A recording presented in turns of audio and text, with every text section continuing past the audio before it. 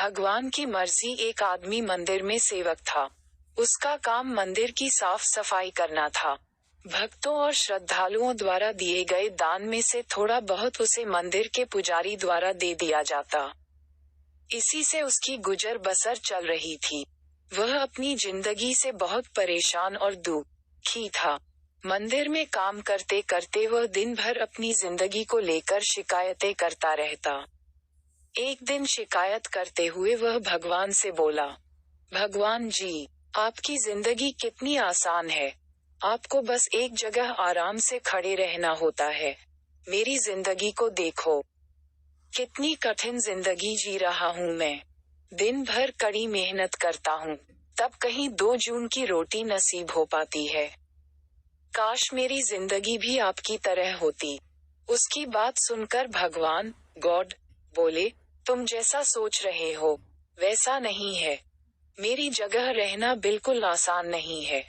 मुझे बहुत सारी चीजें देखनी पड़ती है, बहुत सी व्यवस्थाएं करनी पड़ती है।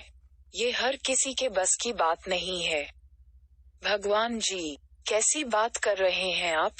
आपका काम आसान ही तो है। आपकी तरह तो मैं भी दिन भर खड़े रह सकता हूँ। इसमें कौन सी बड़ी बात है? मंदिर का सेवक बोला, तुम नहीं कर पाओगे। इस काम में बहुत धैर्य की आवश्यकता पड़ती है।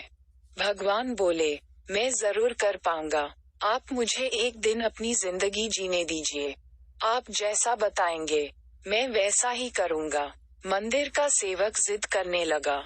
उसकी जिद के आगे भगवान मान गए और बोले, ठीक है, आज पूरा दिन तुम मेरी जिंदगी जियो। मैं तुम्हारी जिंदगी जीता हूँ, लेकिन मेरी जिंदगी जीने के लिए तुम्हें कुछ शर्तें माननी होगी। मैं हर शर्त मानने को तैयार हूँ भगवान जी। सेवक बोला, ठीक है, तो ध्यान से सुनो। मंदिर में दिन भर बहुत से लोग आएंगे और तुमसे बहुत कुछ कहेंगे। कुछ तुम्हें अच्छा बोलेंगे तो कुछ बुरा। तुम्हें हर किसी की बात चुपचाप एक जगह मूर्ति की तरह खड़े रहकर धैर्य के साथ सुननी है और उन पर कोई प्रतिक्रिया नहीं देनी है। सेवक मान गया। भगवान और उसने अपनी जिंदगी एक दिन के लिए आपस में बदल ली। सेवक भगवान की जगह मूर्ति बनकर खड़ा हो गया। भगवान मंदिर की साफ सफाई का काम निपटाकर वहां से चले गए। कुछ समय बीतने के बाद मंदिर में एक धनी व्यापारी आया। भगवान से प्रार्थना करते हुए वह बोला, भगवान जी, मैं एक नई फैक्ट्री डाल रहा हूँ। मुझे आशीर्वाद दीजिए कि यह फैक्ट्री अच्छी तरह चले और मैं इससे अच्छा मुनाफा कमाऊं। प्रार्थना करने के बाद वह प्रणाम करने के लिए नीचे झुका, तो उसका बटुआ गिर गया। जब वह वहां से जाने लगा, तो भगवान की जगह खड़े मंदिर के सेवक का मन हुआ कि उसे बता दे कि उसका बटुआ गिर गया है, लेकिन शर्त अनुसार उसे चुप रहना था। इसलिए वह कुछ नहीं बोला और खामोश खड़ा रहा।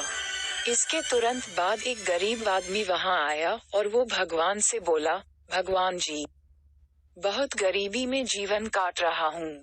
परिवार का पेट पालना है, माँ की दवाई की व्यवस्था करनी है। समझ नहीं पा रहा हूँ कि इतना सब कैसे करूँ। आज देखो, मेरे पास बस 1 रुपया है। इससे मैं क्या कर पाऊंगा? आप ही कुछ चमत्कार करो और मेरे लिए धन की व्यवस्था कर दो।